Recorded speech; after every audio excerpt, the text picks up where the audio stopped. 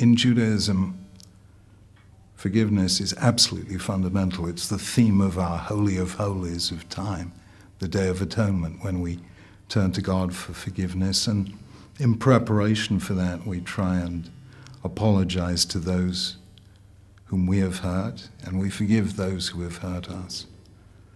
And normally in Judaism, we see forgiveness as something associated with atonement, remorse, apology. But Maimonides, our greatest sage of the Middle Ages, rules that if the other person does not apologize, you are still free to forgive, and you should.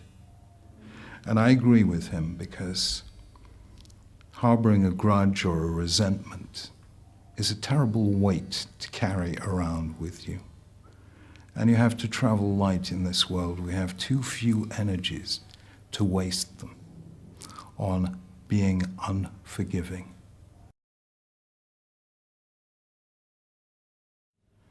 The search for perfect justice in this world is impossible. So try and create a just society as far as it lies within you. But you have to let go of the past.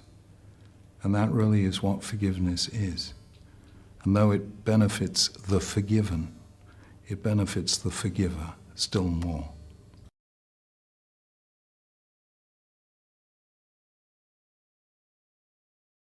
You cannot forgive while evil is ongoing. That simply is, in my humble view, irresponsible. I may forgive somebody who is planning a suicide bombing attack. But what then will I say if, God forbid, my wife or my children are among the victims?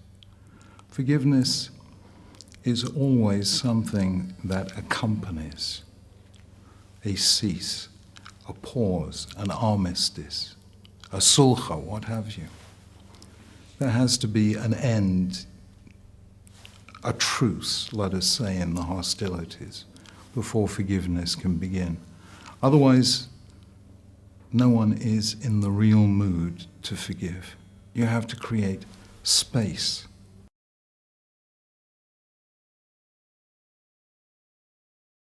I mean, if I harm you, the natural thing is for you to harm me. That is a chain of cause and effect, which destroyed many ancient societies and is destroying many at this moment.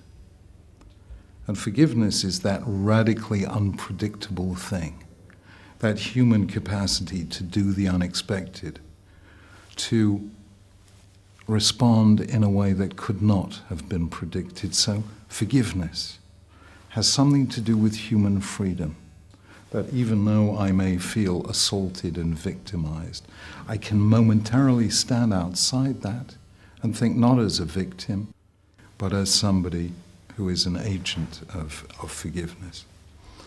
And because of forgiveness, we are not condemned endlessly to replay the conflicts of the past. And that is why forgiveness is logically and psychologically related to hope.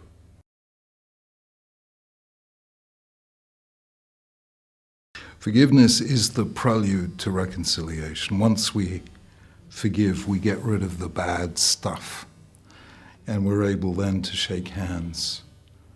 And because we've been liberated from the past, together plan a future in which we work together instead of against one another.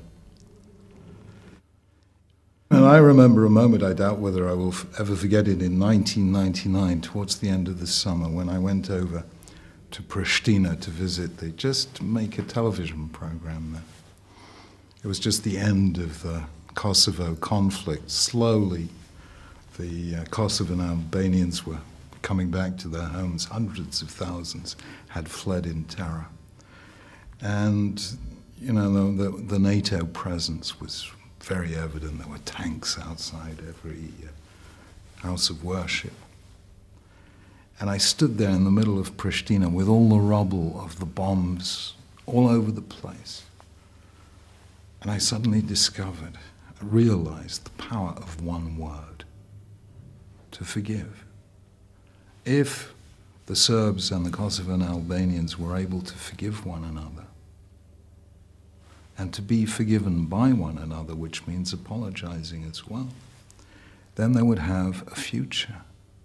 If not, they would find themselves endlessly replaying the Battle of Kosovo of 1389. And therefore, I suddenly saw the whole future of that part of the world will depend on whether they can forgive or they can't.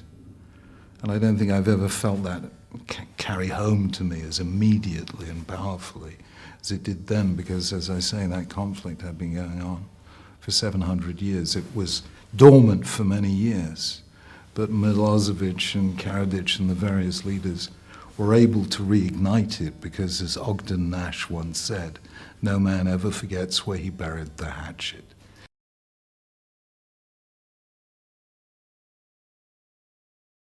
If you focus on children, or even on grandchildren not yet born, then you're facing towards the future. And if you're facing towards the future, you can forgive, because what matters to you is not what happened, but what we can build together. Whereas a lack of forgiveness is always tied to a strong sense of reverence and loyalty to the past. That's why people find it impossible to forgive, because, after all, how could, I may forgive, but what about my father or my grandfather whom they murdered or stuck in prison? I have to honor their memory by avenging their honor on their enemies.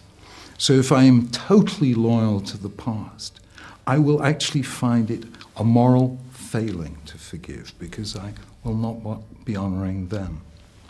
And then I suddenly realized that we have to be able to move from a past-oriented culture to a future-oriented culture.